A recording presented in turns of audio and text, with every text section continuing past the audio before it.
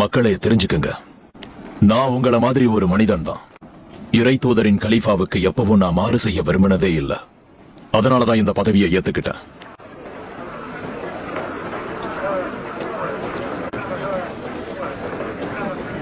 இறைவா, நான் கடுமையானவன், என் கடுமையை குறைப்பாயாக. இறைவா, நான் ஒரு கோழை, என்னை பலப்படுத்து.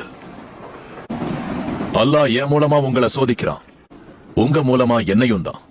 என் தோழர்களுக்கு அப்புறமும் சோதிக்கிறதுக்காக என்ன உயிரோட வச்சிருக்கான்.